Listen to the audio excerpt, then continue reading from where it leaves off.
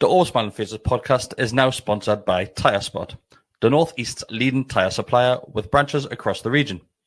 Tyre Spot don't just do tyres, they cover everything from servicing to wheel alignment. They can handle every aspect of your car's maintenance. For more information, visit tyrespot.co.uk. Enjoy the episode.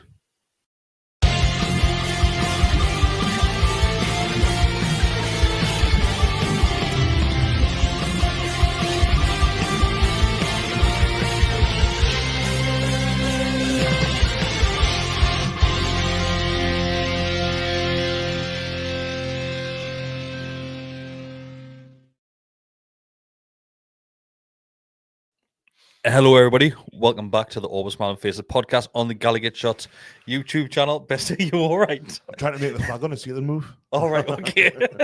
Hi, everybody. But I'm out of puff. We are here. It is Monday night. Your live show at 7:30. We were actually all sat here ready to go live on time for once, and we're still late somehow. Sitting talking. Early sat here waiting. Sitting talking. Aye, but Mark, you're here tonight. Besty's here tonight. Decker's off watching snooker. It's his birthday again. It's his birthday. It's Decker's 5th birthday of the year. There's more birthdays than a dog him. Do you really not like snooker? I don't dislike it. I just I love the snooker. I just find it a bit boring. I just like just when people watch on the TV and that, I'm like, that's a bit naff, that like. Just I like it on telly, mate. It's just relaxing, like that. Yeah. Do you know why I think it's boring on the telly? Because it's so quiet. Wasn't it quiet when you're there as well? Aye, but if like the darts. The darts would be quite boring if it wasn't for the fans and the crowd getting involved. Coke up arseholes that go and sing football songs. You couldn't get me at the darts, like you couldn't get me. It looks like a horrible night out, like nah. Yeah, but if you went to watch the snooker, I guarantee you would have a nap. No, I love this. Well, yeah, because I'm a tired bloke. I'm a tired bloke. He's had 2 burgers the night before he came. Burger and a half. Calorie counting as well. We'll get money up. But no, this snooker's great. I love it, mate. It's cracking. I remember watching. I think it was 85 where Steve Davis played Dennis Taylor in the final. I went to deciding for him, and I watched it. It was on BBC iPlayer a couple of years ago. I was watching it, and I was sitting. I pressed play and all that. I'm sitting watching it, and I'm about 5-6 minutes in, thinking there's been no commentary. They must have taken the commentary track off it. Had you not turned your hearing aid on? No, about 10 minutes. About 10 minutes later, the commentary starts, and I'm like, because you're watching sports now. And it's just constant. There's noise. It's full of noise, yeah. It's like there's sometimes 2 or 3 co-commentators and stuff like that. And the snooker's in it. The darts are the same. And everyone's shouting. The snooker it was so lush. Golf's quite similar as well, isn't it? Yeah, but even then, golf. Unless the Americans are playing. Yeah, but Peter Ellis he obviously died a few years ago. And he retired even longer ago, obviously. And like he was the voice of golf now, and it's just not the same. Same as the darts. I say darts with Sid Waddell. Sid Waddell was a shouter, but it's was it Lowe? Someone Lowe did the snooker, not Mick. Sidlow? Maybe. But yeah, the voice of snooker for Richie Beno doing the cricket as well, like on the test match. Classic. I love Richie Beno doing the cricket. It was great, but he retired when the batsman's holding the bowler's willy. Yeah. Shall we get talking about football then? This is what we're here for, everybody that is watching. Mark, I'm going to let you say the magic words this week because that is 8 in a row for Newcastle United now. It is. We are kind of taking the piss right now. Well, one you know. Get in. We're literally taking a piss. Like, I know obviously it was a FA Cup game, the last one against League 2 side, but we kind of made it hard for ourselves in the first 15 minutes, mind. But after that, it's just a kind of a routine win for Newcastle United right now. I don't know about making it hard for ourselves. We're going to go down, we do. I think we'll just give them a little lift. Yeah. Just ease them into the game, let them enjoy themselves. All the fans that had made the long journey up. Maybe not too sure, but I did that with charity. I think it was more. Just didn't get a grip of them early on. A few times they keep us kicking was all right in the first half, then just went to shit in the second half. But a few times he found someone's head, like 2/3 way in our half, and we just didn't deal with it very well the first 20 minutes or so, and that was where the goal came from. I thought it was just a bit soft. Miley could have done a bit better. Dubravka, if I'm honest, I think he should probably save it. I think that's harsh. I think he's at full stretch. Like, I feel as if he should be. Maybe I need to say it again. And obviously, it's kind of. I'm going against current the fashion at the minute because Dubravka's free with the one, didn't he? Yeah. And I'm quite happy that I love Dubravka, but I think he could probably. He might personally think he could probably get a hand at that. Oh, it's hard. I think just from it's a great finish. Don't get it wrong. From great finish, my really angle, well, as soon as it leaves his boot, it's going in. You can see it. Oh, yeah. He's tucked it and bent it around the defender, and he just couldn't have placed it any better than where he is. I don't think Dubravka's got any chance of getting. Obviously, he does get a little bit on it, but a little bit. I think. I don't know if you know this, Mark Price to be a goalkeeper. Well, I have heard this once or twice. All right. No, I think you might look at it again and go like, I should probably have. But it was lush. It happened that when they were singing his name in the second half, I laughed when they were singing "We Want You to Stay" because it's only 6 months ago everyone wanted him out. I know, I did find that 6 weeks ago. Yeah, before Pope came back, literally, I thought I said that next to us, like he'll drop one or something in the second half, and that'll be it. Like I was like, I said at the time, I says everybody's singing this, he's going to be crying, they're going to break, and he's not going to be able to see because he's going to have tears in his eyes. And what was his reaction like when that was happening? Just his normal like. No, he did a bit of a clap, and then they kept on singing, so he did a proper like the ball was up the Bromley end. So he did a proper like turned around and faced the Gallowgate in the corners and stuff like that. Like, and it was a very appreciative. Like, you could see he appreciated it and was kind of moved by it. Not as much as he was in the week down there, but definitely a nice moment. I think he might have been a little bit like emotional about it. Yeah. It's weird because the Arsenal one, obviously we're going to mention that at some point. Like Dan Burn pushed him towards a crowd as if to say like, this is like go and get your moment, get your bow, you know. Like, but it looks now as if maybe he's staying because he wasn't meant to play on Sunday, was he? Yeah. In inverted commas. Well, there was half of me thinking, is this so he can have a home swan song send off? Well, he's got 3 more home games coming up, hasn't he, the next week? Yeah. So, I'm not so sure about that, but I think there'll be a few questions about Dubravka towards the end because it is probably the major talking point with it comes to the transfer window at the moment, because we aren't sure what the hell is happening with Dubravka. But like I said, we'll touch on it. In regards to the starting 11 that Eddie Howe fielded against Bromley there, I think there was one late change because Willock was supposed to be featuring. Yeah, that's the surprise, Bruno. Joe comes in, and I think we'll expect mass changes, weren't we? Like, I know over the time Eddie Howe's, sometimes you can never guess with Eddie Howe. Sometimes he'll change a lot of them, and sometimes just 2 or 3, but I was fully expecting at least 7 changes. It was 9, wasn't it? It was 9, yeah. I mean, Shea was a funny one because he was suspended for the game before, so he's the first teamer that's kind of. But 9 changes. And Dubravka as well. Most people were expecting Dubravka to be gone by then, so you're expecting Vakadimas to be in goal. But it was still a strong side. You know, it was a really. You look at that first 11, and like Matt Target hasn't played a massive amount. Kelly hasn't really featured too much recently. Miley's just come back from injury and kind of kept out of the team because we've got the best midfield in the world and all that. Other than that, though, Sula's kind of only getting his second start. But the rest of them, like Miggy's kind of, I know he's like 7th or 8th choice on the right-hand side now. But he was a starter until the start of the season. Harvey Barnes is very, very good. Although I'm sure we'll talk about his performance later on as well. Trippier's Trippier.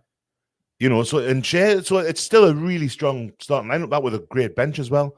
I think the kind of fear is that what happened to Hillsborough a few years ago, Howe's first season where we got turned over, and you kind of wonder because we changed all 11 that day if memory serves, and you kind of wonder if by changing too much because we've seen it during games even this season on this good run that we're having where we'll make 4 or 5 subs in the second half, and the game's gone. Like I remember West Ham at home being one of those ones where they're chasing the game, made loads of changes. Arguably, look at that game with Bromley that we've just seen. That it took a little while. It probably took the changes to happen for us to start gelling again. I think we just couldn't break them down. It reminded us a lot of the Wimbledon game. They went to the 5-5-0. They took our approach, didn't they? Oh, they did, aye.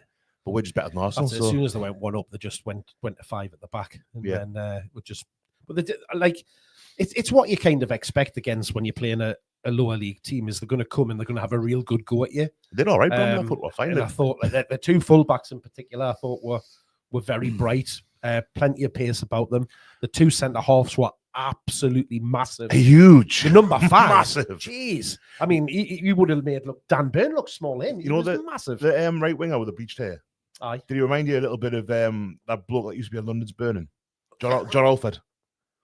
I can see that. Was that the right back? I think right. He went to right back. Yeah. He's on loan from Bristol, one of the Bristol I teams. think they said. I'm guessing it's City because he did play pretty well. I think he had the chance that nearly made it 2-0. He was quite pacey when he flashed it across the goal. And he wasn't scared to go up against Bruno as well. When Bruno came on, he was. But he reminded us a lot of John Alford. Yeah. I think he's I don't The know. hair with bloody Asula and Joe Linton, because they kept like going next to each other. It was like, They're both big which boys, one aren't is it? they? Because they are quite similar in frame. Like Asula's probably a little bit thinner, but it was at a glance, it was difficult. Scott says that the fellas on loan from Palace. I thought they said Bristol on the commentary, but There was one yeah, from I think there was one from Reading as well. I think. Yeah, possibly. But yes, let's talk about some of our key players in the game. I don't want to go through individual game moments and goals of the game, but individual players, because there's some good and some bad performances, and I think we need to address both sides of things. Really, with these negativity. no. I again. think, What do you mean it's only Bromley? Yeah, I think we'll have to. I think we'll have to, because the reason why I'm going to address these two players is because how am I going to word this best? So you've got Miley coming in, and Miley got man of the match. I thought he was fantastic yesterday. He was obviously involved in a lot of things. Absolute screamer of a goal as well. What a Very hit, good man. goal. It's a great Absolutely goal.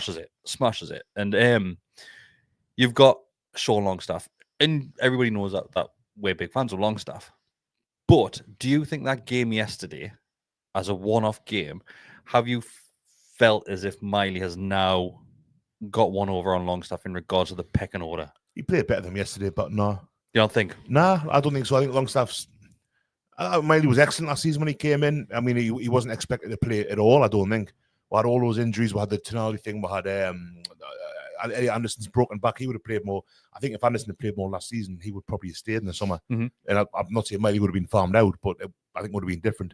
As a one-off, I think Miley took there was a couple of loose passes early on before his goal. He wasn't brilliant early doors. I think he could have done better for their goal. He kind of got the wrong side of his man, but he was excellent. He was really good thereafter.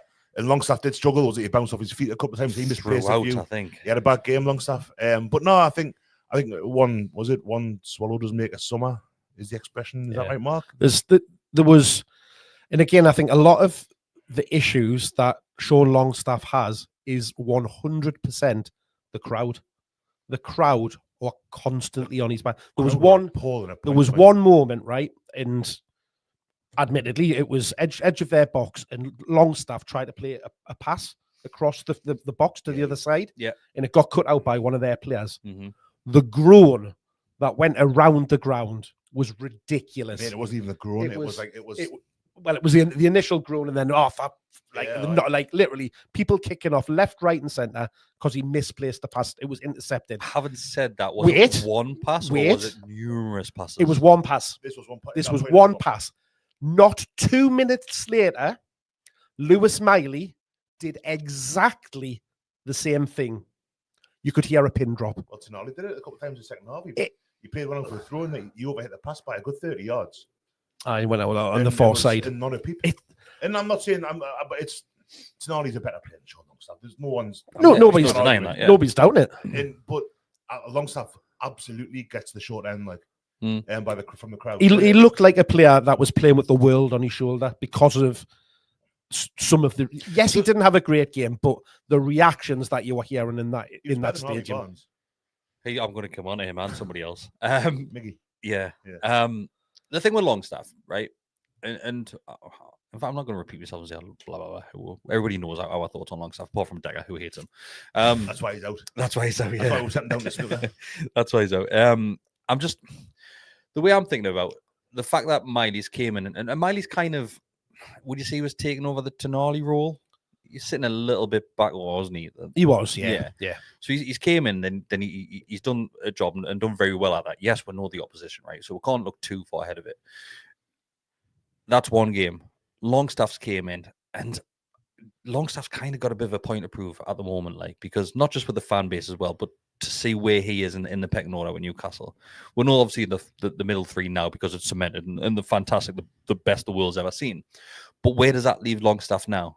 As a Newcastle United player, is his future still here at Newcastle? I don't United? think it leaves him in any other place. Do you think you'd be looking now over a his squad shoulder player at Miley now and thinking maybe my time's coming to an end? I think he probably has been looking over his shoulder at Miley for a while now, including Anderson as well. You could throw in there as well. Yeah, to be fair. absolutely. I think Longstaff.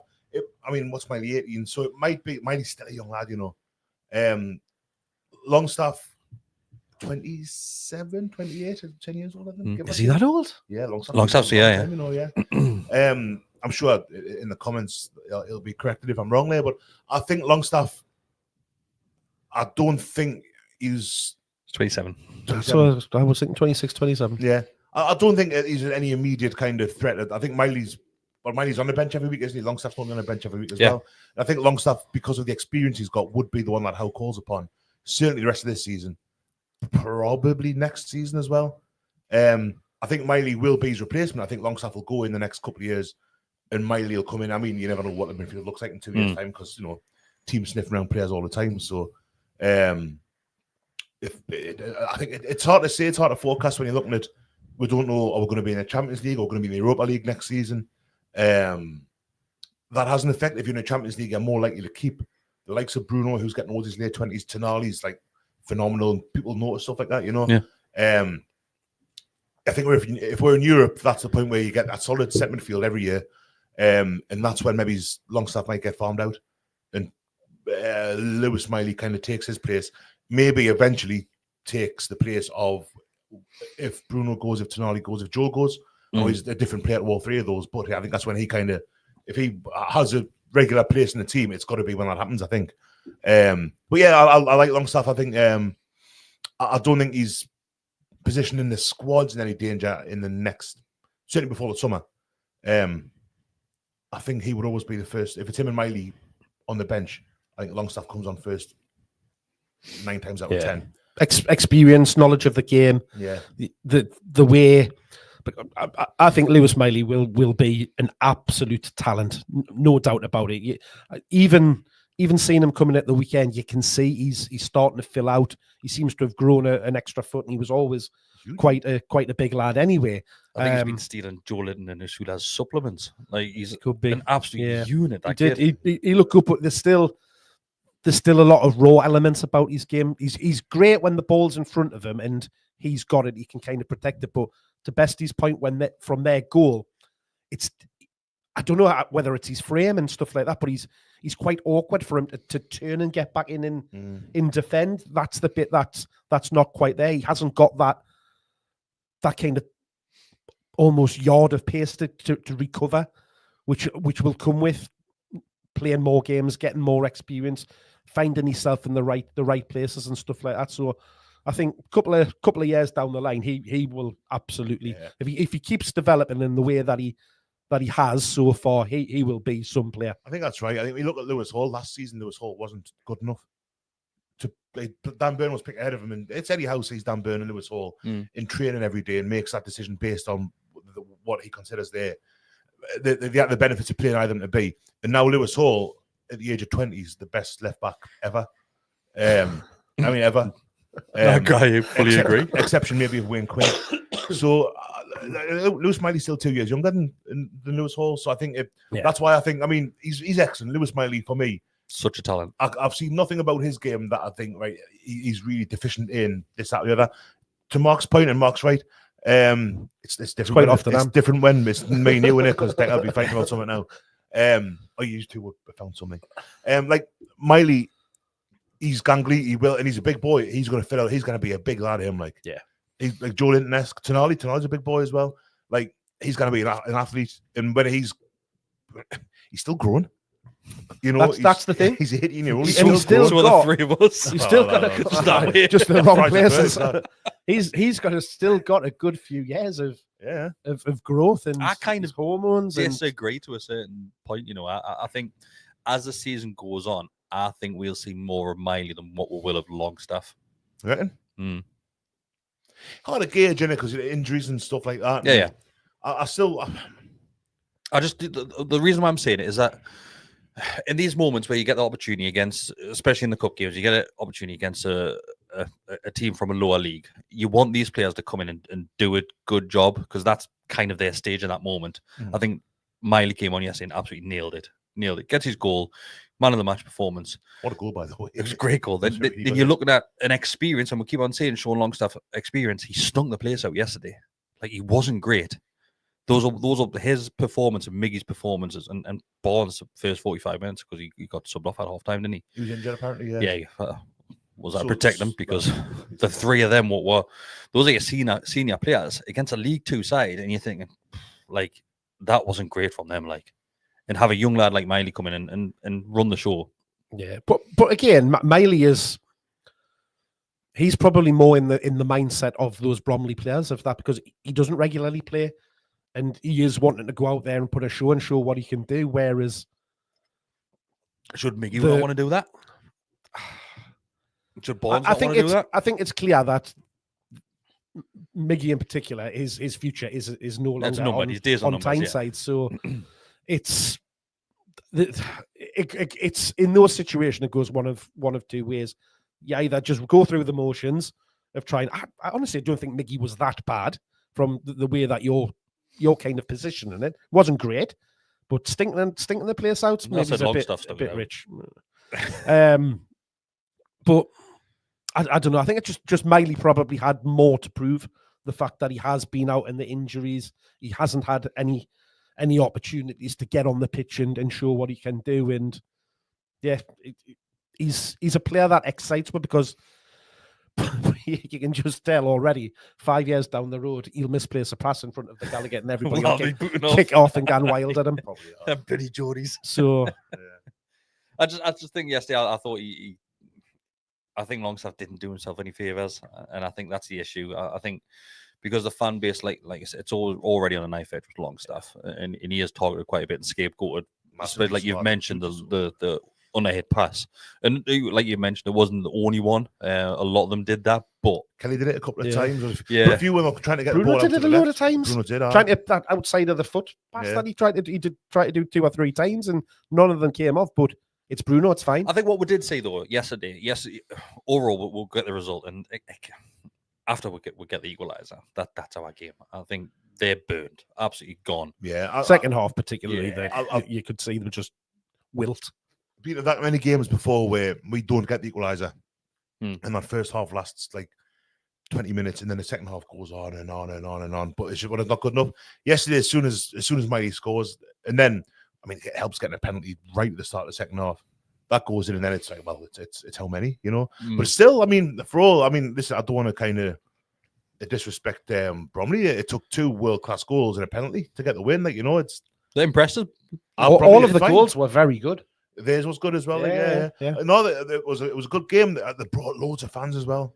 They brought loads, and that's why I was quite it's easy to say it now. I was quite pleased that they got a goal to celebrate, because being able to see limbs from another set of fans, because you'll get teams that'll bring a lot of fans to St. James Park, but you never really see them go wild. The Bromley fans were going absolutely wild. You could see them literally up in that stand going crazy, and it was nice to see. How many did they have? About 5.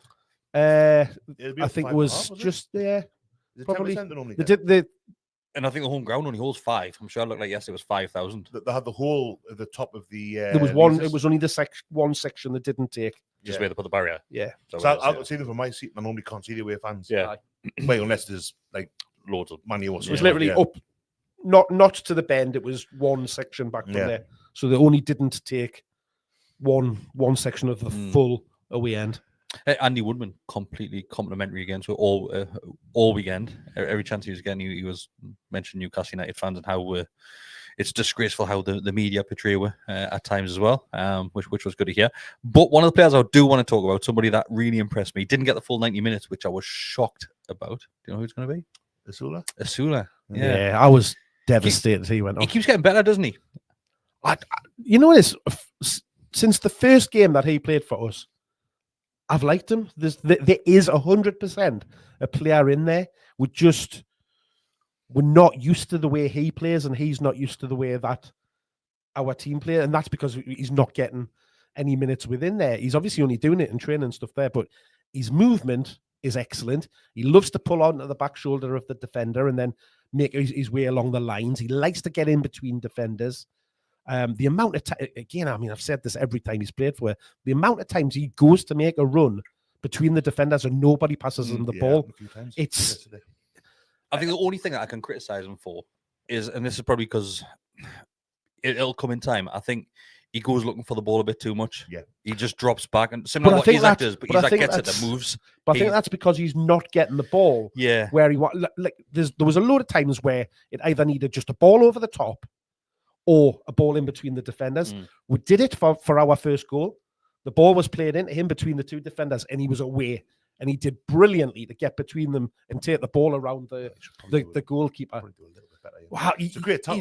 It's a really good. You're just waiting for him just to tap it in, but their defender just whips it, doesn't he? He should probably. I saw a review where someone said he got the ball stuck between his feet, which I think is a bit unfair. But I think you're playing for a Premier League football. I know it's against Bromley. You should be getting a shot away there at least, or getting it around the keeper, and he should be a little. He did that bit. He sold the keeper. Keeper was gone. But I don't want to be negative. Because I thought he played really well. And like you say, Mark, the amount of times I think he can play our system because he's full of running. Yeah. Times where he's closing the keeper down from he's running 40 yards to try and close him down, and he's full belt. He's fast and big and strong. He's got a touch. Yeah. If there's you see a player in there absolutely is, and I think he's another one similar to what I said about Lewis Hall. I suppose Miley, where a bit more time under already. Another next season, I think you'll see a better. And you see, I think he does go chasing the ball, and I think that's just an experience. I think the discipline that you get from learning why you see players talk about you make a run and you're not going to get the ball 80% of the time, 90%, you keep making that run because when you do get the ball, you've got to be ready to. Yeah. That's what Shearer says on Reece, says it. Lineker on there, and that's what he'll get that if he can get that. If he says that discipline, this is what I do. I've got to make that run. I've got to make that run. And he will. That was always a criticism of mine about Wayne Rooney. I love watching Wayne Rooney play, but he would chase the ball around the pitch like mad. Yeah. And when he picks the ball up right back, there's no one to give it to because he's the man. He's the outlet. And I think that was a deficiency in his game. For all it was great to watch. And you watch that goal when he's playing for DC United, where he chases the ball back to halfway line. Right back, isn't he? And it's obviously towards the end of his career. But yeah, that was Asula. And I think Howe's the right man. He's got the right coaches. He's the right head coach to get that into him. And I think there's a player there because he's quick. He's good in the air. He's strong as an ox. And it looks like he's got a good left foot on him as well. I liked the fact that he was dropping in and trying to link up with the midfield and dropping in deep to pick it up because it helped with the link-up play when it wasn't doing it. And I think when he first come to the club and he was had minutes in, was it Wimbledon? Was it Wimbledon game? Yeah, he barely got the ball. He wasn't doing that as much. So I think just in that 4 months maybe, we've seen an improvement in, and that's just coming from being in training every day. Watching Isak, getting used to the players that we're with. So but he's literally shadowing the world's best striker. He couldn't have a better mentor, could he, at the minute? I think. Do you know what it is? I think we'll just park it there for the game against Bromley because. Oh, I've got to talk about Asula's goal before we do that. All right, okay, go on then. Because okay. My God, I'll let you do that. Yeah, I'll let you have your moments because you love the Asula chance. The footwork when he beats the defender. Yeah, it's a great goal. But again, he picks the ball up deep. Yeah, there's Bruno plays it in the channel right. Links it up nicely. So it was proper. I remember thinking about this yesterday when the ball's got there, you see Asula chasing it. It was like Roy the Rovers in my head. You get the speech bubbles, and in my head I was like, "Go on, do something with this thing. Let's see what you can do." It was like proper. He certainly showed you. It was brilliant. It was excellent. Yeah. Really good. It was celebrations afterwards. Yeah. Like all the lads were involved in the celebration. Yeah. Bruno's running straight over as well. Like you could tell that he's been craving that moment. Yeah. Really you can tell he's liked as well. Yeah, you can. I mean, you look at Did he score for Sheffield United in any cups, or was it? He scored one goal for them. So I think. So that was the big thing when we signed him, was he hadn't scored in the Premier League, and it was like, oh, well, your striker score goals. That's what they're for, isn't it? You know what I mean? That was a great way to do it. Yeah. And I think back to when Miggy he hit the post in his debut, then it took him like a year to score. After that, Kris Wood had a really bad run and all that, and he kind of people got in his back. He's got one now, and hopefully that'll be next. He's not going to start. He might start. He's not going to start in any of the next 6-7 games. Nah. I did wonder though, was the reason he took him off so early is because of the fact we have got 2 games this week? When I saw him go off, I thought, is there more of an issue with Isak? That's what I thought. I thought, is he our only striker right now? And is that an issue? I thought it was just so the crowd could give him a... It was very early, though. It was 60 minutes. Sorry. I wanted him to stay on and get a hat-trick. Does he not want to try Gordon through the middle a bit more? So that's kind of... Because Gordon is now my second-choice striker, isn't he? Because if Isak doesn't play, Gordon plays up front. I would argue on that performance and what I've seen that I'd be chucking him in there. Like, yeah. Would you drop Isak from? Oh no, absolutely not. No, He's actually he's only scored 9. I think he needs to. in 2 games. I mean, like as the second choice striker to Gordon, as opposed to dropping Isak and playing him, because I think Is Miggy not second choice striker? he did go up top for a bit, didn't he? Yeah. I think we played without a striker again We for did, a little while. yeah, as well. we Went did, to we the did. 5-5 I went again. 5-5 That was again. amazing. The Arsenal game on Wednesday. Tuesday was last week, sorry. That was Tuesday because Wednesday was Tottenham Liverpool. There was a point where Tonali was the furthest. Tonali went through the middle. forward. He did. And he was like 30 yards from our goal, and he was a target man. Even on Saturday, a Longstaff went through the middle for Yeah. it's mad, isn't it? We're playing like it's like back in the Bruce days when we're playing with false 10s. But it worked. I mean, Kris when Miggy came on against Arsenal, you could see him going 5-5. 5-5. Yeah. Oh, yeah. okay, it's gonna be fun. But no, it was lovely moment for Asula to get the goal and like the little step over, It was a little lovely dummy, bit and of just he skill, absolutely aye. blasted it. Yeah. Good hit. I'm sure he's right-footed as well, so to do that with his left. That's all right, that. Good. Happy for him. Get a goal. I'm happy for him And he's as well, got a again. brilliant song. He does have a great song. Even Kobe was singing it. Oh, was he afterwards. actually? Like, Jesus It's Christ. class. It's class. It's making Kobe smile. It must be all right. yeah, he had a Jesus. couple like one. The Lewis Hall chant got a little run out as well. Yeah, it did. Yeah, That got American going boy. quite a bit. I like that one. It was stuck in my head all night. We do have a question about Lewis Hall as well coming up as well. So if anybody does have any more questions, send them in. We'll go through them soon. We'll stick with the FA Cup because after the Arsenal Man U game, the cup draw was there.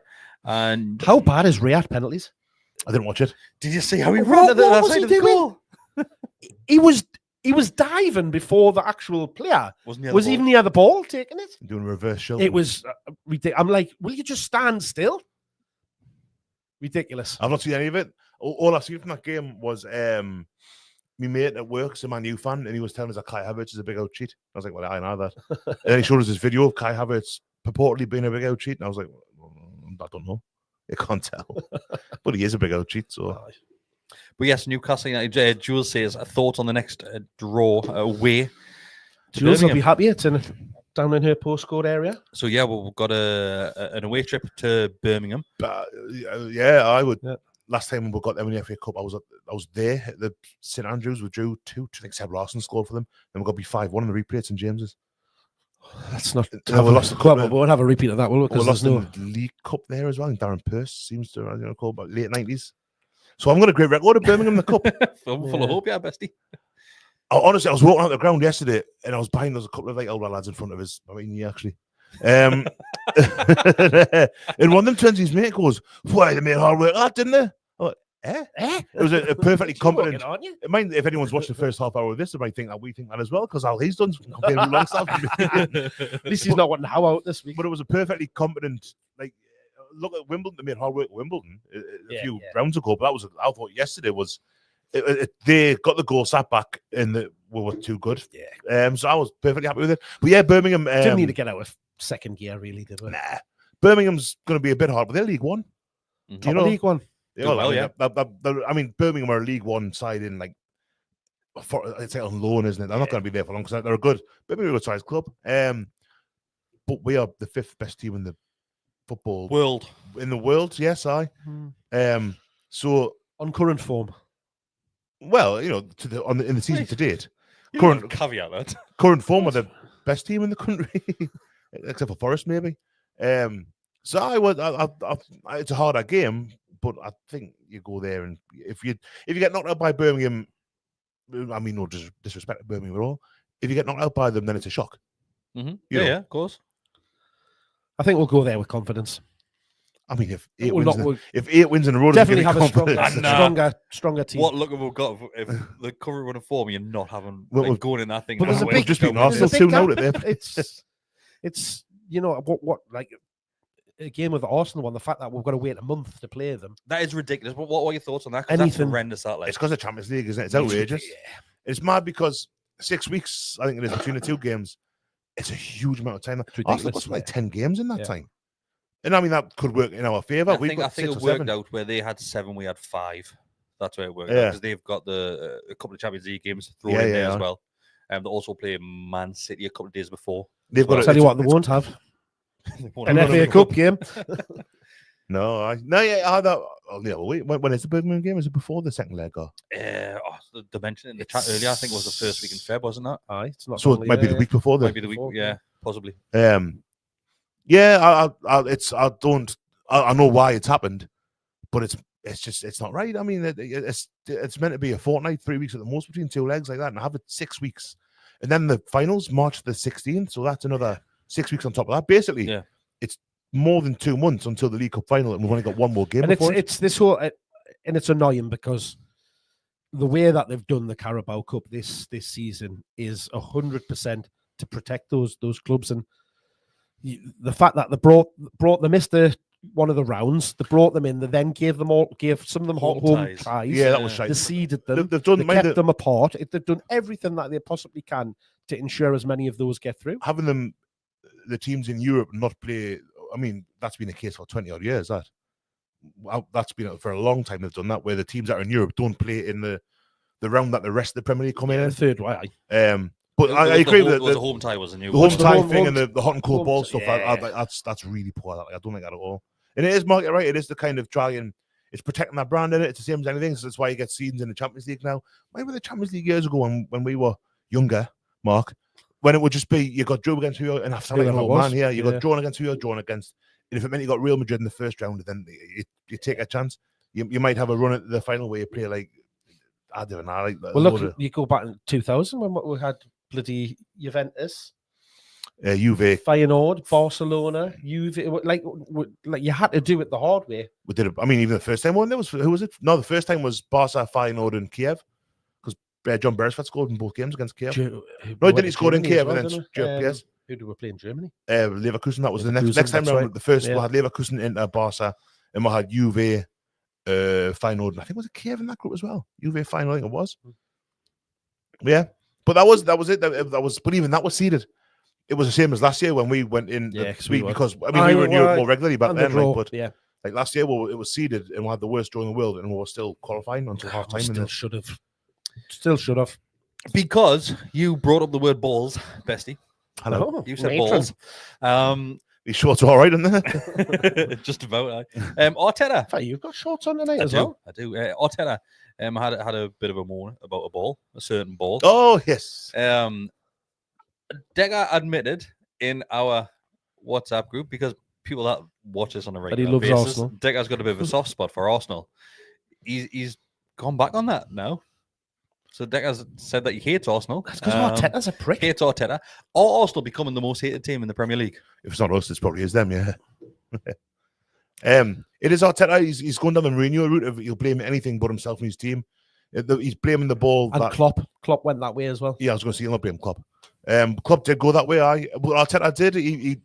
They scored 11 goals in the League Cup up until they played us. Yeah, wasn't with the same problem, ball. Was it? You see the Football Leagues thing where they put a thing on saying it's a ball that gets used every game.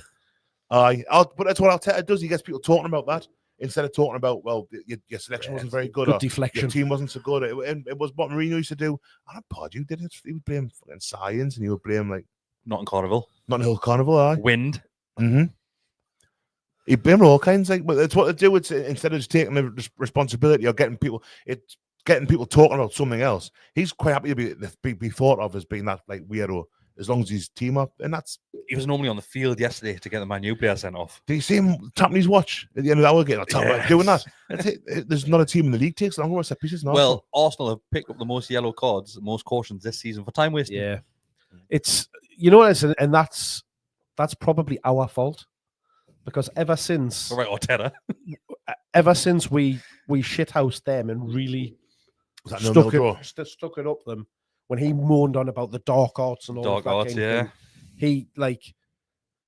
he's totally cottoned on to the fact of that. Head on that, we can do this. We can use this because Arsenal was squeaky clean until that point, weren't they? Whereas now they are the worst in every stat now. Mm-hmm. I think that. Do you know what it is? I think people and probably I don't want to speak for the rest of the fans of the Premier League. I think everybody just hates Arsenal at the minute, and it is down to Arteta. Arsenal fans as well. Have you seen that clip of Ty with the Newcastle fans? Anything that how he didn't get his face punched. Actually, I did watch it because he was getting quite aggressive, wasn't he? Yeah, he was only proper in his face. Yeah. The Newcastle lad did really, really well. Yeah. Not sure I could have controlled my emotions as well as he did. I've been at a Sky Sports debate with him, with Ty, and it was painful. Like, I don't know who that one is. I don't think he's all there. little You do, fella he's that wears the headphones and The glasses. Phones, Aye. head- yeah. cap. Anybody that wears a cap is a bit of a We were dick. the one with Robbie, weren't we, years and years ago? He was a nice fella. Him. Robbie's lush, yeah. Lovely lad. Robbie's aye. lush. But I think, do you know what it is when we done the Sky Sport, the first one, the overlap, Bessie, that me and you were at, it was different because yes, YouTube was still a thing, but it wasn't people saying shit just to get attention. It was just like fans talking about football. Now, if you look at those sort of things, you get those characters on it that are just tits. Sounds like you're bitter that we don't get invited anymore. Well, I got invited to the one a year and a half ago, I think it was. And I've got a bone to pick with you about old man. What's the Scottish fella called coming here? Keith. Where was my invite, lads? Well, I hate to say this, but No. Yeah, so people did comment so about get that. that As old well. bloke that sits on the end. But people commented about that as well. I saw the podcast as well. Besty and Mark made an appearance on Sky Sports News. So did Paul Merson. I was asked for Paul Merson. I was actually sat here and added a bit. But yeah, Paul Merson's. It's I worrying. was quite isn't it? disappointed Paul Merson didn't turn up tonight to host. It's really worrying that Paul Merson's opinion is valued more than mine. Well, Paul Merson wasn't how out for quite a while though, was he?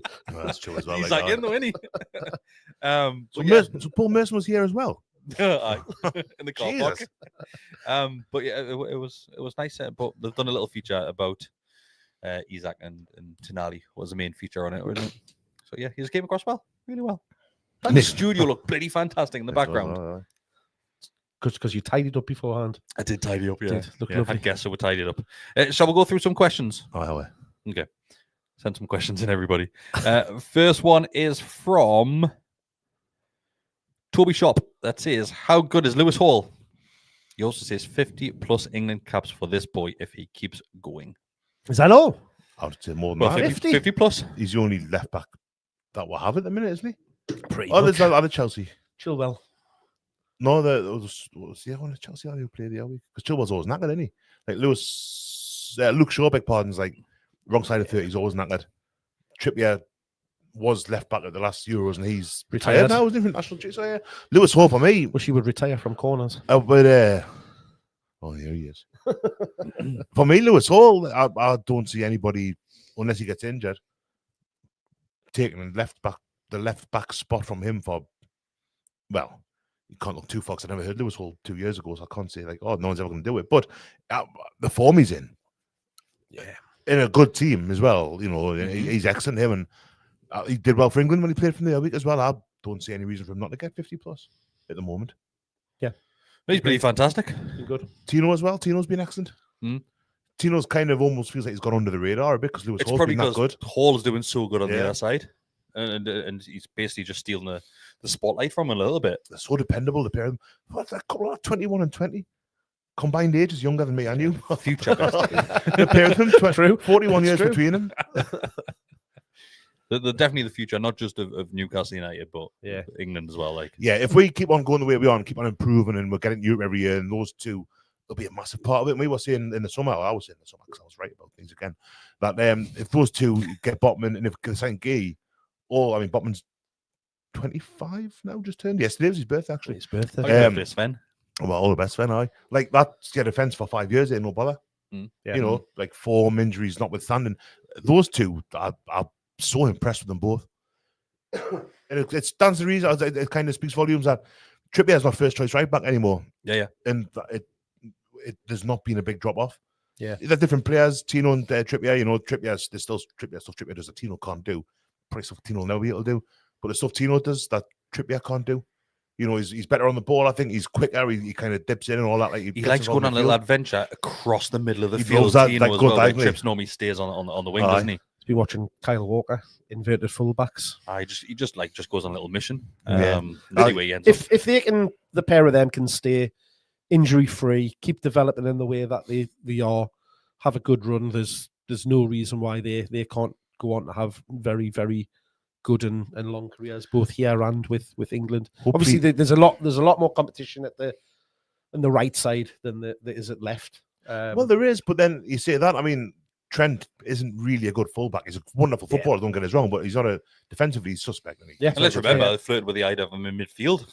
Tried it in the summer, didn't he? Southgate did try. Well, Rhys James would be the first choice for me, but obviously, again, he's another one that's really injury prone, isn't it? I think he's excellent, James, as well, but you never know someone who has that many injuries, how dependable are they going to be? You know, how are they going to come back? Trent there, Kyle Walker's, I mean, he's not going to be a Man City player for much longer, is he? He wants to go abroad. One's out, yeah. One's out. Were you surprised that Pep came out with that the way that he did? I know we're not a Man City podcast, but I've not really seen it. I've just seen the headlines. He's asked to go, hasn't he? It's unusual for that. He announced it in the press conference after the game. Pep said he came a couple of days ago and said he wants to move abroad, and I'm going to play players who want to play for Man City, basically. It didn't come across as being like he was being shirty, or it's just the facts. And Kyle Walker, maybe he said it because something's lined up to happen imminently, because he said Walker wanted to do it a few years ago. But was it one of the German teams Bayern Munich, I think, came in to buy him. And it didn't happen. But yeah, he's on the decline now. Walker, he's been great for a long time, but he is on the decline now. Yeah. Obviously, Trippier's retired. I can't see much getting in Liverpool's way there. Again, Trent Alexander-Arnold is predominantly plays at right back. He's a great footballer, but defensively, Trippier's a better. Tino's a better player. Yep. No, I agree. We need to talk about Dubravka a little bit. So, after the Arsenal game, after the cup game, he's there towards the away fans, our fans, tearing up. Basically, looked like he's saying he's goodbyes to the fan base. 100% was. So we're all thinking, right, next couple of days he's going to be off. I was half expecting the next day to be on a flight somewhere. Off. I was expecting a press release at full time to say, by the way. Because I saw the next day it said that there's been a contract in terms of being agreed with was Al Shabaab, wasn't it? In Saudi, one of them. Yeah. So that's all agreed. We're just waiting for the sign off from Newcastle United. Yep. Then just a few hours later, I think it was Luke Edwards, if I remember right, or Craig Hope said, "Well, actually, there's not going to be a fee for Dubravka, and he's going to go on a free." That's mental. Which was absolutely everybody mental. Was going, "What? Like, what is the point in doing that deal apart from getting wages off your bill there?" And how it kind of already answered the question in being asked about it, where you said, like, you know, some decisions in football or football decisions and some are business decisions. So he's kind of setting it up for him. By that, it sounds like, he's going, and it's because he's out of contract in the summer. We're going to get, because the rumours were 8 million, 10 million was being talked about, and the fact that... Which is a good return, because what did we pay for Dubravka? Was it 10?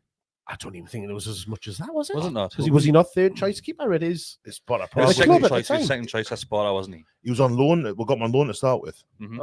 Got him full time in the summer, but I thought it was 10 mil. I might be completely wrong. I think it was. I don't think it was high as that. I think it was I'd even be tempted to say less than 5. Well, even better. So, but I honestly thought, given the fact that we're in January, he's out of contract in the summer, we've been offered some money from Saudi for him to go over there. It's an opportunity for him for a bit of a payday. It made sense. And I just thought it was lovely for him to be able to get that send off, because this season he's been fantastic since he's came in from Pope, and it's almost given him a little bit of a redemption, because he didn't have a great time last season when he did have to come in for Pope, when he obviously dislocated his shoulder. There was a lot of people upset when he went to Man United on loan and how that all panned out and played out. So I think it was nice that he's been able to have these last few months to get a bit of retribution, do his reputation a great deal uplift, and get that thanks from the fans for what he has done over, because he's been here a long time, and you know, bar last season and that the Man United stuff, he's been a fantastic servant. I've always liked the Dubravka. He shit me up a few times last season, but he'd have a poor one last. He has been like for Slovenia as well at Euros and stuff. He's had a bit of a hard time. But he's been great this season. Can't fault him. Apparently, we paid a loan fee of it's called a transfer mark. Okay. And I've always think they're kind of the authorities kind of thing. Yeah. So we got a loan fee of 2 million when we got him in the January 2018. Okay. Then apparently paid 4 million for him that summer. So 6. And then recoups 2.3 million loan fee from Man United when he went there. Yeah. whatever it was, I 6, thought 7 it months. was less than Well, 5. Like, if you look at obviously the rumours that Mark said that anyway up to 10 million that we're looking at. it was an Selden for, absolute it's a no-brainer. It's a great deal. Yeah. A Of course transfer it is. market also now rated at being worth £1 million, like so. And that's because he's out. His age. He's out of Yeah, he's contract. Yeah. But for the news to break that was going to be a free transfer, that blew my mind. That like Why would you let him go? especially it goes back to what you were saying the other week, and I can't remember which player it was, Mark. It might be Miggy saying, do you sell that player and bring that income on, or do you just let them run the contract out? And I think you on the fence basically saying that just let Miggy run it out because you're not going to bring much money in for him. I think with Dubravka, it's the other way around. Yeah. Where with Dubravka, like if he's going to go on a free, why? Like, and now we're in apparently looking at giving him a contract extension. Like, what? Well, I mean, Howe made it clear that he Yeah, didn't want to lose him because he rates him and his performances. And I think at this Pope moment will in time, struggle to get back Pope in. struggles to get back into that starting 11. He's got a lot better with his feet. Yeah, but this hasn't been Positioning. This hasn't been Pope's best season. And we called it, didn't we? Notably with his feet, he has really struggled. I love Nick Pope. I still think he is a better keeper than Dubravka, but I still reckon Dubravka, as far as second choice keepers go, you've got maybe Keller at Liverpool, who's probably better than him. Yeah. Other than that, I think I'm struggling. Like, he's probably better than most teams' first choice keeper. Yeah, I think he's a really good goalkeeper. He's prone to a bit of a mistake every now and then. I do continue to think that he should have done better with that goal yesterday. But I don't want to. It makes me sad. Like he was getting abused from the get-go last season, and I thought I do think at times last season you could see the difference between him and Pope. But I think, but it felt a little bit like the Sean Longstaff stuff for me, where people are still upset with him about the Man United stuff. Yeah. I think you just got to fucking grow up. I think it's embarrassing when people go on about that. Like it's not. It's totally inconsequential. I've seen people saying he threw his toys out the pram, but all I saw was that you just wanted some football. He went to Man U and it just didn't work out because he never got that football. He's gone to Man U thinking I might play the European games. I think he did play a couple for them. Obviously, it was cup time for the Carabao Cup as well. When we got the final, and that was a terribly unfortunate kind of consequence. But yeah, the people kind of I don't know. People are just weird. I think, do you know what it is? Apparently, there's a couple of comments in saying it's not necessarily contract extension. It's a new contract that could be being offered to him. Aye. Which means it's going to be, 2-3 year? I don't think it'll be that long. Like, I'd be surprised because it has to be if it's not a contract extension. It's a brand new contract. All the talk seems to be like... but you can still give him a 1-year contract. All the talk seems to be James Trafford coming in as well. If not now, then in the summer. So I'd be surprised. I don't think Dubravka... there was even noise last week about Aaron Ramsdale. I was like, well, where's he now? I don't Southampton. I don't think he's as good a keeper as Dubravka. There were people who were dead excited about him signing a while ago, and he chucks him in for fun. He's similar to Pickford, isn't he? Just a bit crackers as well. He's 100% good. He has one, and I know it would never happen. But I said this a couple of summers ago. If Everton go down, or if Pope gets another injury, I'll get Pickford. There's no way Pickford goes to Newcastle. Excellent goalkeeper. He would never sign for us. Not a chance. All right, okay. So I've read this comment wrong. So it's not necessarily a new deal. It's a bit of a payout that you'll get now to continue through the summer, rather taking the deal for Saudi right now. So like an extra, basically a bit of compensation, saying stay around for a bit longer. I think that's just to the end of the season, or an next. Just the end of the season, even though he's already on his deal, but it speaks volumes about how low their opinion of Vlak is, and which is surprising because, like, I know obviously we haven't seen him play for us, but the Greek games that we've seen him playing in, he's how many Greek games have you seen him playing in, Mark? At least 3. And he scored in one of them against. Obviously, he played against us. So just to confirm, apparently the rumours are it's an improved contract as in regards to his wage structure until the end of this season. Yeah, I think that's fair enough. I think that indicates... So if they're not going to give him another year on that, then again that would lead me to suggest that there's somebody else Trafford in the summer coming in. Because there was talk. I know it was put in our group a while ago. That Trafford was going to come last week. Yeah, and it didn't materialize. Of course, it's always Degger, isn't it? It's always Degger. Well, a friend of a friend. That's an agent. Was that not the domino effect of, well, if Dubravka goes, then we need to act possibly it was. Burnley are obviously skint at the minute, need to get some money in. It does make sense, though, bringing in somebody in. Do you know what it is? We're talking about bringing goalkeepers in again. Another transfer window. We're talking about more pissing goalkeepers. Well, I thought I'd done this in the summer. Most important. Whereas we need a centre back, we need a right midfielder. The most important position on the pitch, lads. I'll tell you. Like on it, well, we've got 5 of them. Like we literally have 5 goalkeepers, and we're talking about bringing another one in. 2 of them are just training goalkeepers. Yeah, I suppose. Well, John Ruddy's just there to keep Jacob Murphy company, isn't he? They're all together, those 2. Yeah. Well, actually, they play together at Norwich. So they're all mates. Right, like, okay. So whenever you see them, you get going like go-kart and that. If I just John Ruddy in a good go-kart. fishing like that. You mentioned the right-hand side of the field, Mark. Miggy, once again, rumours everywhere in the world that you might be off. Well, it's because he went for a holiday at the start of the week. Didn't he? Oh, that's it. Went to Paris, He's off. He's away. He's I think connecting half the squad flights. went to Paris. Joe White went on a skiing trip. It's normally Bruno that goes over there. He loves a trip to Disneyland. Yeah, Bruno, he does love doesn't he? Disneyland.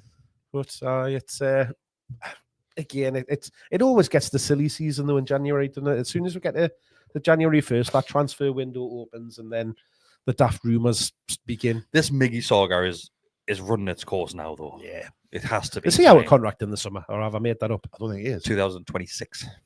So he's got another year. Because there is a few out of contract in the summer, isn't there? Yeah. And Fabian's just had Shares, has he not just renewed one though? There was talk a week or 2 ago. There was talk about Fabian getting getting an extension, wasn't it? Not like a conservative, but like on his contract. I think there's 3 or 4 out of contract in the summer. Right, and according to NUFC, NUFC.com, Dubravka, Shea, Lascelles, Wilson, Kraft, Ruddy, Gillespie. Oh, no, Ruddy and... Yeah, there's Gillespie. So, I mean, that's 3 goalkeepers. Oh, so there's with 3 goalkeepers contract from now in the summer. Jay Turner, Cook. Oh, hang on, just the young lads. youth Thompson, kids. Joe White, Jamal Lewis. When's Hayden's contract run now? Because he's just got a loan deal again, hasn't he? Yeah, he's got a Pompey. I think he's got another year. Isaac Hayden, number 14. Pompey. He's got a Pompey. He's going to go play in he's going to go and play in the shadow of Mount Vesuvius. I was left to my own devices. Isaac Hayden, June 26. All right, okay. So looking at those players, right? It's going to be Fabian that's going to get the contract extension, isn't it? I love Fabian Joy. Lascelles that'll be done. That'll be done for even Lascelles, I reckon. I hope he gets a testimonial. Do you think he's going to be fit by the end of the season? He's being out. He's gorgeous, man. He's fit as a come. Because he wasn't that far behind Botman with the injury, was he? It's just NUFC.com again. It's just got injury return date question mark at some point this year. Yeah. What's Wilson say? How many question marks does Wilson have? The same injury TBC. God, that's bad as well. It's got for Lascelles knee, Pope knee again. Nick Pope's has question marks as well. Wilson, how Rettins is back this month, but Nick Pope. Callum Wilson injury TBC question mark 20. You know what it is. Bless him. I love Callum Wilson, and I've said a while ago. It's mad that he hasn't played this season. Like he has. Yeah, he came on. He came on against West Ham, maybe. He came on. Then it was that after that. Well, a couple of days after that game, that's when he released the statement about being injured again. Yeah, it's such a shame because he's second top scorer in the Premier League ever, and now football began before '92 and etc. But he's going to be remembered as being a sick note. Yeah. And I said this the other week as well. Darren Anderton was the same. Anderton was a brilliant player. A cracking career. Portsmouth, Tottenham, all that. Played for England, scored for England in the World Cup. People don't remember that. Just remember he was always injured. And I think Wilson will be the same, and it's a shame. I think Wilson's a brilliant player, but I can't see him. I wonder if he'll play for again. You know, it's January now. We've got half the season left. He's played about an hour in total this season, if that. Well, you're not telling him in January, are you? Because he's injured. Nice. So nobody's buying him. I think his contract will run out, and then it depends on who we get in the summer, but you can't put your eggs in that basket anymore. We've done that a couple of summers now, and he's not been fit. That's all right. We've got Big Willie. Who was? It's cold out, you know that. You've got a heater out there. You're all right. Right, let's do a couple more questions. Actually, I noticed last week you went on for like an hour and 40 minutes. You can tell I'm not there. That was the audience that were watching. Hour and 40 minutes to get any new members. Come on, that's a deal that comes with it. 5 minutes for every new member. It was good. We had a lot of interaction last week, didn't we? I don't know. You had the laptop. I was over here. I was asking you questions. I'll see. I'm minding my own business. Right, let's go through a couple more. This one's from Blue Rhythm Boy. Who leaves this window? In January. I think we are going to see another very, very quiet window. It's shaping up that way, isn't it? There hasn't been much talk apart from what we already said. Miggy, Trippier, Dubravka. I heard Longstaff mentioned Longstaff was maybe even before the window was it started. A couple of Everton? weeks ago. Yeah. Incomings sounds really quiet as well. Not convinced anything happens. Yeah, unless we did do those outgoings, I think that's the only reason we would have then Yeah. have moved to bring somebody in as to replace whatever went out. Current form isn't going to help in regards to bringing in new players because they'll be thinking, we're doing all right. We don't need Jacob that. Murphy's in brilliant form at the minute, Mhm. and obviously the right wing's been something that we've said. And I love Murphy, but long term, if you want to be challenging for total cups and Champions Leagues and all that carry on, well, qualifying money for that matter, then you're probably looking at replacing Jacob Murphy, aren't you? I mean, there's no probably about it. Shea, I love Shea, but he's getting on a bit years wise, and he's never the quickest, but he's not going to get any quicker. Players are going to need replacing before too long. So yeah, I think this window might not be the one, but summertime I'm expecting to be something happens. James Trafford's coming in. Yeah, you heard it here first, or like 50th, Possibly. 50th. You heard it here because everyone's bloody talking about Everybody's it. been saying it. Yeah. We might get an announcement about the stadium this month. Well, they did say January, but then did they not slip to like February, March time? Or like Grand Theft Auto, just keep on putting it back. Mm-hmm. Yeah. I don't know if you would have noticed this, but the Very observant, above St. James's Metro, Uh-huh.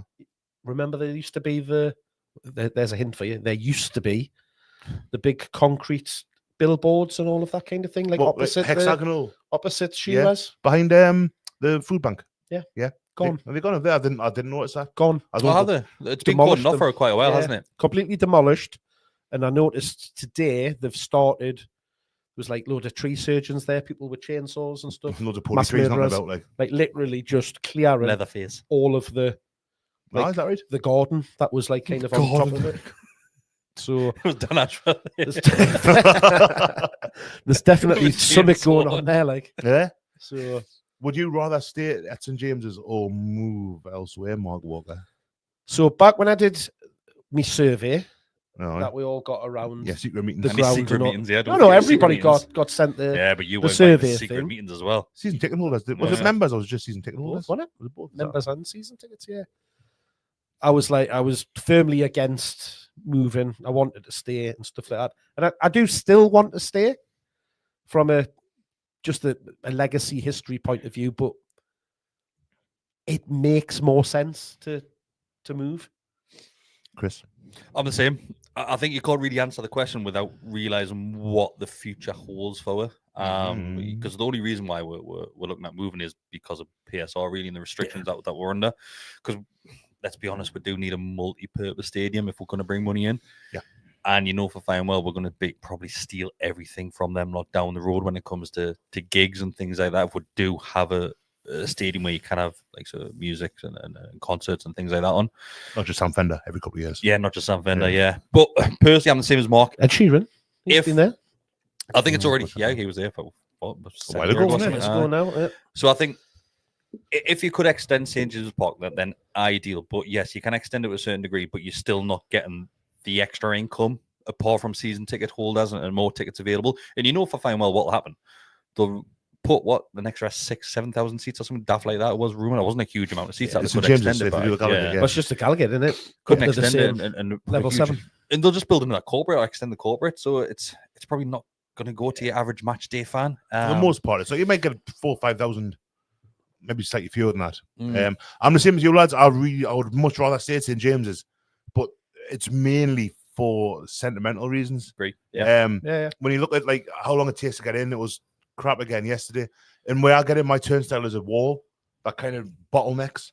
So you can't. There's 2 more turnstiles you can get in. But Yeah, there's- it's the same one we would. Same as us. yeah, I 49. Yeah, where you that can corner. come up from the east stand and you can come up then just go Yeah, yeah. like that. And it's that it bottlenecks like mad there. That wall gets in the way. It's It's the murder. worst. It's murder getting a beer. The PA was so loud yesterday as well. That was it was ridiculous. That. Did you notice? I think he must have knocked the knob because Wow. because it was playing Big win, normal. Sunday afternoon, is Well, it? it was playing absolutely On God's day. fine and normal, and then all of a sudden it just went off. Right. It was Yeah. like, what's going on? A fluttering knob. And then it then came on, and honestly, It was loud. it would like blew you. Like it was properly loud, wasn't it? That was loud. That And, was Was it So- normal, fella, or was it I Steve was- from Stephen No, Garrett? no, I was saying normal guy. So much I was standing talking to Liam, and I couldn't actually, like, we're literally standing there, and we couldn't hear each other talking. Yeah, it was that loud. It It was was that loud. Yeah. ridiculous. Aye. But stuff like that, like it is crap getting a beer, and it's not a be all and end all. But what you said, Chris, about the multi-purpose thing, and they'll be trying to get more gigs, trying to get the NFL up here, probably. Stuff that's going to bring money in. Mhm. And I was reading the big long read that Chris Woff wrote in the Athletic last week, and he was saying that apparently Big long read in the Athletic. I don't. who would have thought it? I would have thought Not it. a chance. It was a very verbose read in the Athletic. Took But 4 a days. real change. It wasn't one of George. That was one of Chris's. So spell mistakes and all sorts. It wasn't Chris. Very good. And a lovely boy at the boot. He's probably not watching. No, why would he be? He's on all the time. He's got a real podcast. It's on a proper professional podcast. Not just for Not one of chicken these like fan us. ones. You don't see Paul Merson if you're halfway through this. Mine has got a tail dragging his down as well, mine. So. But yeah, he was saying that Chris Watt was saying that apparently they reckon a new stadium would possibly bring in twice as much match day income, as opposed to St James's. And obviously the Stack's been a big success, and people are spending time and money there, and that's kind of I'm a little bit. I'd much rather stay at St James's Park. However, if they want to move. And you've got the issue of members not getting tickets as well. And you could probably a new stadium could go to 75, 80,000, I think is the figure we've said in the past year. No more. And you would maybe just about fill it. But then when you look at how many people you see every week going into the ballot and not getting tickets. Just in our WhatsApp group, that everybody's struggling in there. And you get people who get a ticket I know people one that time in haven't 5 had or 6. Haven't had a single ticket. Apart Yeah. from the cup ones. Everybody gets them in the cup. Yeah.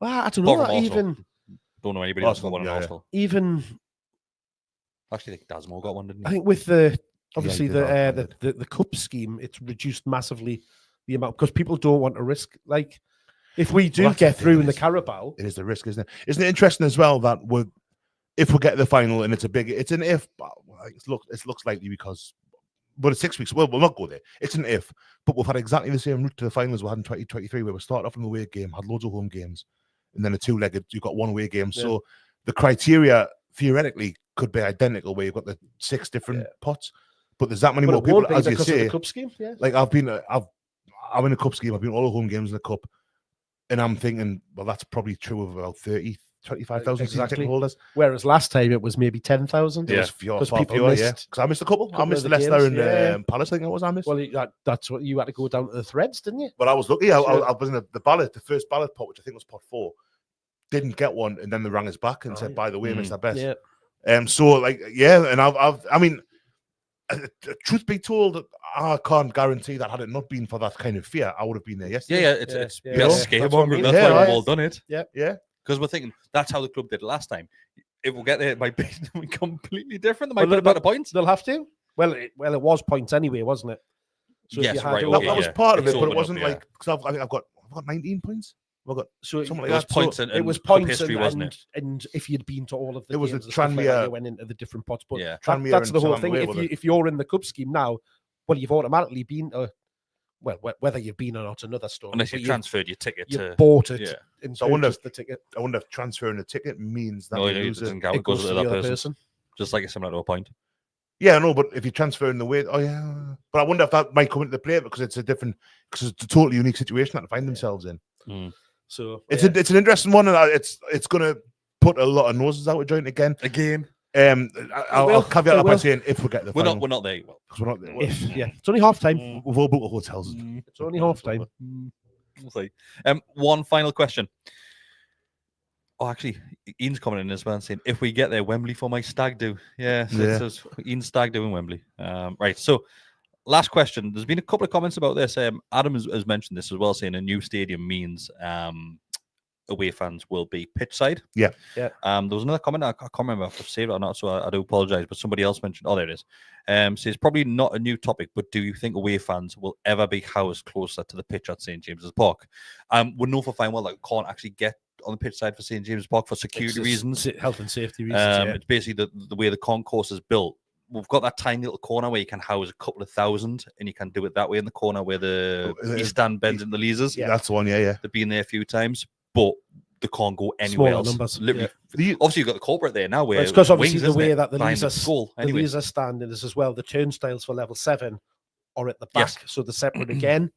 So, but that was where the away fans were, wasn't it? In that corner, or in the corner of the Leazers and Milburn. Because I remember when we played Villa when Dwight York scored the hat trick. We used to open it up quite a bit for the early European games. The European games. Yeah. It's when they were only bringing a small number of fans. Yes. I'm sure Oxford, was it Oxford or Cambridge a few years ago? I think they were there. Lost that one, didn't we? But yeah, generally speaking, now it's always level 7. And I think it is. Sunderland are the same. Sunderland's away fans. Sorry. At the Stadium Light, the away fans are always up a height as well. I did find it was absolutely ridiculous, however, that on Saturday that they still had the away fans up in the top level at the Stadium Light, considering the rest of the stand was closed. Well, it's probably because it's not been a final, like a decision later on after the tickets have been released that they're going to close each stand when they're not selling, though. Possibly, I think that's what they only sold 230 tickets. There was 3 empty stands for the away fans. I think that's what it would have been. But I think. I don't think St James's Park will again. St James's Park. We're the only Premier League team on where the away fans are housed up top, because it was a Premier League rule in that away fans had to be pitch side. Obviously, technically, Man United you've got the disabled section just in front. Yeah, that's right. But I think, do you know what it is? I might be alone in this one, but if you bring away fans closer to the pitch side, that improves the full atmosphere and the full ground. Well, in WhatsApp, funny enough, it's been a bit of a topic of conversation this weekend. And I've some South Shields, I've got a lot of mates that are Sunderland fans, and they've said since the away fans moved up a height, the atmosphere is crap as a result because it's lost. I couldn't hear the away fans. Apparently, the Bromley fans made a bit of a They'd make a bit of a noise yesterday. Okay, I couldn't hear them because the sound goes over the stand from me. So I'm like a Sam Fender gig. Back row. Pardon? Like a Sam Fender gig. It's gone. There's people in like Barker and stuff. That's shut now, isn't it? Yeah. People in like Decker doesn't know that. The comedy club. God, that's a year ago. That's shut as well. Is it the Hyena? That hasn't been open for which one? That hasn't been open since before COVID. What? Hyena, isn't it? Hyena Cafe. That shut when Madison shut. Oh, Hyena shut like is it years and years ago? Yeah. Oh, okay. Well, people in the city centre in like on Northumberland Street can hear the away fans more than I can. On top of Eldon Square car park. Yeah, because everybody can hear from that's there. still it. Yeah, yeah. Because you always get like somebody filming a goal from up there. But I think it will improve the atmosphere. Yeah, I think so. Yeah. And that's I'm not against it. The important part for me is if we are moving, it still needs to stay in the city centre. It's got to be Leazers Park. I think it will. But do you think? Are you worried? And I think if we do move stadiums, which I think we'll all agree probably will happen, but might be completely wrong. It'd be good to hear from a fan that's been in the same situation from another club, like so that's had a season ticket for X amount of years. Then, because I worry about how they would transfer your season ticket to a similar seat in the ground, or if it would just be you can guarantee. Like I know somebody that sits the very middle row, the very middle seat of the East Stand, and has sat there for 30 odd years. And I know for a fact she won't get that. She'll probably be watching. She will not get that seat in a new stadium unless she pays an absolute fortune. Yeah, and she already is. Because our seats, we are. I love our seats because I think you'll still keep. You'll still keep like the corner, like the Gallowgate. Obviously, the talk is to want to make a Gallowgate wall type of thing and have a full safe standing area like we're seeing at Dortmund and stuff like that. But you can guarantee, like Brian's seat, for instance, he sits second row, 5 seats from the dugout. From the dugout, yeah. There's absolutely no chance that is going to be a normal ticket moving forward because you'll have those premium seats, touchline premium experiences, I think we get the tunnel walk and all of that kind of thing. So I think there will be a hell of a lot of people that will. We've seen it last season or the season before with wings. Everybody that sat in the middle row of the Leazers, they all got moved out of the seats. Admittedly, they got some of them scored. Some of them got moved into nice seats like in Bar 1892 and the Platinum Club and stuff like that. But then, so it must have been last season because then this season, the prices went up to the normal costs this season. So I know that's what worries me. Yeah, I think you get to pick your seat to a certain degree. It might not be totally like for like, but like it's weird because I'm in the very back row of the Strawberry Corner now, and I wouldn't want to be in the very back row of like level 7. New build. So I don't know if we would. I mean, the lads that I'll meet there, I'll go with whatever. If we would say like we'll try and get one, the equivalent at the bottom of the last one on the bottom tier. Yeah. What about like a group? What you can actually, because we That's what my we did, season ticket to Mark as a group, didn't we? Because you were somewhere else on the ground. I was in the East Stand with brother and sister. Then we're all put like You're a group all together. we put like a group together. So we got the 4 seats together. To be Yeah. fair, we're unbelievably lucky to get them seats. A good seats. They always on the bloody telly as well. Ah, we are, yeah. Not singing. Basula. I was having to teach Daryl and Ian the words to the Lewis Hall chant at the weekend. I don't know them all. yeah. Like, that's why I didn't sing it. I don't know the words. I'll tell you. Sing one out, man. I'm not singing. Sign me out with a song. No, do you want to mention anything Pompey else? again. Pompey. We're off to Pompey. So I'm assuming that Lees's Park would be your preferred. Yeah, There or the arena. The talking that Probably. was The in arena's the been sold stack. for housing, hasn't it? 30 years ago. So when we went to that event thing at the stack, they basically said that they're not going to pull on the elastic too much when it comes to Well, location. that was to do with maybe relocating temporarily to Murrayfield, apparently. Off we go. Well, that's where the rumour the other week came about ground sharing with Sunderland, wasn't it? Because, but all of a sudden it became, Newcastle will ground share with Sunderland if they move. But no, that was one of the contingency plans that were discussed. We've already got the black and white 'Cause it bar down there. would- I it suppose. I keep the ball there. That was the dry run, the practice Yeah. for when it happens. But yeah, they looked at all of those eventualities of like, could we go and play at Gateshead? Would it hold enough? Would the bus go up to Edinburgh to play in there? Or Imagine like Sunday. 2 hours each way on the Fuck that bus shit. to Edinburgh. well, that is the contingencies. Having to get off a seat It's and looking stand at for away all- and that. all different eventualities. every isn't it? an away game, every home game. Mad, man. Yeah, what are you playing for them? But that's the thing, yeah. Like Like, they have Brockwurst. and that's why, like, what Spurs did of like kind of building it on the existing footprint, but then building it into one of like the far end of the stand. Sort of did, but they went to They Wembley, did, like didn't what they? would have been the leads. That's what I'm saying. We couldn't do that because Nah. we still you need can't, to be yeah. playing the games. Like Liverpool have done with Anfield, where they've kind of built a stand behind the existing Yeah. stand around it. But even that, But they had the space to do that because the obviously thing, they've yeah, just got Anfield the have it. park straight behind them. There's enough room. that's what We haven't. you couldn't make the Leeds as much. No, bigger. I was gonna say. Sitting in the BBC buildings watching the game. So, but I was Yeah. like, even just when I was standing looking at what they were doing to the Metro today, and I was like, kind of figuring out because why would they be doing that? I just don't understand the purpose of knocking down that, unless it's that dodgy reinforced concrete that's everywhere. at the minute, and Yeah. it was going to fall over and Yeah. kill somebody, maybe. But they've just knocked that down and then they're clearing it all. But it then does make it, because that Metro is only there because they wanted to extend and have the capability to run the Metro up to the West End and onwards to the airport, but they didn't take it that way. No, they went up. They've gone there. So there's no need to have that there, and that's what's kind of the only thing that's in the way of them building that. Yes, they'd have to. the West End. Like, I mean, But they're not. They're talking about not. They're not looking at doing that anymore, are they? Running the Metro up there. I mean, St James has been the last stop on that part of the line for Donkeys, since it was done. Yeah. But that was the overall plan was up through the West End into the airport. Yeah. So that's obsolete now. They don't need to do it. So we've had tip cam now. We've got Metro watch. Does anyone ever use St James's Metro Station? No, that's what I mean. It's I've used it. I used it once the summer before. unless last it's people and coming in from the coast. Yeah. Obviously, North Well, Coast. you get off at. Well, no, North Coast. You get off at Monument, don't you? It doesn't go. No, it goes through No, Monument Liberty to goes St and stops James's. No, but if you go turns, to isn't North Coast, you'd be going the long way around. You surely go around. No, like- because it comes through like North Shields, Meadowell. I know that, but it's Shields, just Meadowell. Metro what's, Mission. what's he called there? MC Bouncing. Like comes that way, doesn't it? And then It takes ages. in It takes- Biker and yeah, I know. Manners. What's it called? Scott's just coming in and saying it's like Tyneside life. we're at our other shop. No, We'll do a review in Edinburgh. Aye. Leeds Park would be my. And now it seems. I mean, it got the kibosh got put on when John Hall tried to do it in '97ish.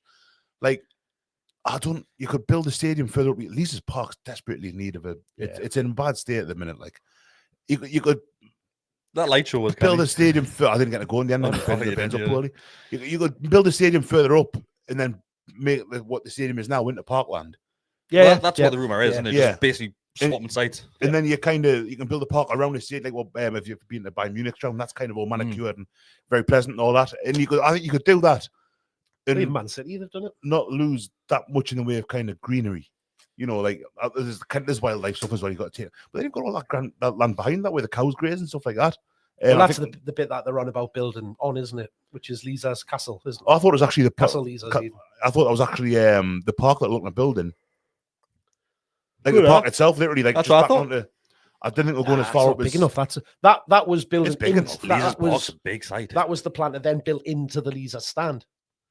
If they did that, but there's a listed house in that top corner next to the lake, where there's the bandstand, and then there's the opposite end of where the cafe is. You've got the lake opposite there. You've got the bandstand on the left, and then there's steps. The steps are listed, and there's a house at the top. I didn't know that. So that's the bit that are listed. I wouldn't want to go too far up that way. It's a long way that from the bar and it's only another. It is another 10-minute walk. Like that's half a mile. Fairness. But that's the thing. We'd have to make sure we stayed in the Gallowgate end rather than have to walk up to the Leazes end. The Leazes. Whoa. You're in Forden or somewhere up there. Claremont Terrace end. Well, Richardson, how many Richardson? Close to Edinburgh. I'll be up there, like what's the? Because they used. I don't know if it's still there, but there used to be a pub right at the end of the town. We're on the corner there. Was that? I don't know. Go past the hotel. Is it Spittle Tongues the top of Spittle Tongues is on the right. Yeah. Where the windmill is. There's a windmill on the right hand side. Yeah. There was a pub on the left on that road, right on the corner of the town moor bit of Castle Leazes. Castle Leazes. So was that called Castle Leazes? Is it? Castle Leazes, yeah. I was looking at a map thing the other day, and Castle Leazes was like where the foundation is now. On the other side of Barrack Road, where the Castle Leazes is behind the BMW garage, isn't it? Yeah. So it's where there's a TA centre there. It was a pub that then became a Japanese restaurant and has been closed down for years. And then there's student accommodation, which is all due to be knocked down because it was all prefab and stuff like that. And then the town moor bit that you're talking about. Yeah, where the cows not about and all that. Then you've got the pathway, then the park itself. Aye. Where the cows knock about. We used those cows on a promo for one of the kit releases. We did. You don't remember? We didn't dress a cow up in a kit. But yeah, the one of mine, in it. I think it was the one with the big bold stripe down the middle. Bully. The one with the badge in the middle. The Mutu one. He's on about the cow. That one that Mickey's wearing on that board, but the card thing behind you. Hang on. Yeah, that's what I was thinking of. Yeah. I'm sure it was that kit. That was the 125-year one, wasn't it? The Jet Williams shirt. No, the 125-year was the one after I got promoted. That was meant to be a throwback to the 70s European shirt, that. The badge in the middle. The 125 anniversary one was the one that Malcolm McDonald Gasly one. Oh, God, that was very tight, wasn't it? That one. It was very tight. That one, I'm sure it's that kit that featured, but it was basically that one where the cows were on the Leazes side on the background. There's a lot of cows up there opposite the BBC and the NW. Cow watch. And then as you go further up around towards Cow, like as if you were going to Cowgate. Do you reckon the cows know? And then once you get across to the other side, over to Gosforth and the actual big real town where full of cows. Cows all out of the shop. I think we need to get a move on. Very good, that Kris. Then let's get on to another topic. I've got nothing. I'm trying to fit bovine into a joke, but it's not happening. Right. Has it been an hour and 40 yet? No, it's been. I went 25, which is long enough. Oh, wait, quarter of an hour, Mark. We can get him back. That's long enough. That's long enough. Get a hoof on. That didn't work. No, it didn't. Because I just used that one and move on. You guys get a hoof on. What does that mean? You're quite bullish as well there about that one. Hey! All got one. Thanks everybody who has been tuning in tonight. Over 200 of views throughout that one. So just like the video, means a lot to us. Become a subscriber. It costs you nothing to do that.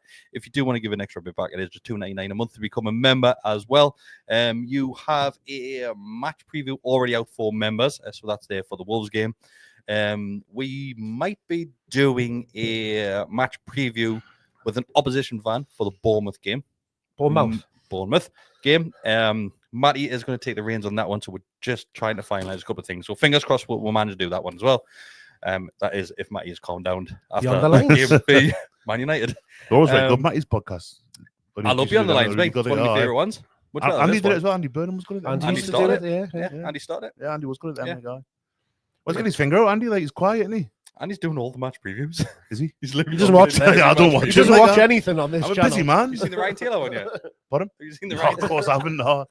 I don't listen to any of them now. I don't listen to True Fate so much now these days. I've gone off podcasts. He's refused to watch Sky Sports anymore now. After that, I do as well. I'm really bitter about that. There's too many adverts on Spotify and all that. Like it's murder trying to get a decent podcast in your local now. So listen to music. Scott said, "Thanks, Besty. Cheers." No, but that's Scott. Like anytime, mate. Like, why don't you just go on Apple Podcasts? Have they not got adverts on that as well? Just the ones that are like in the podcast. Well, yeah, those are the ones that are doing. No, can you like Spotify put notes on for future reference? Can you just click on it so it looks like you've watched it? I'll work something out. Give it a like. Thumbs up. Give it a like. Thumbs up. Then I get them in my feed. They're getting away with Grand Theft Auto videos. It's like them cows. I fucking gotta get shots again. Hey. Me and you are going to have some beef here. Right. Thanks, everybody. See you next time.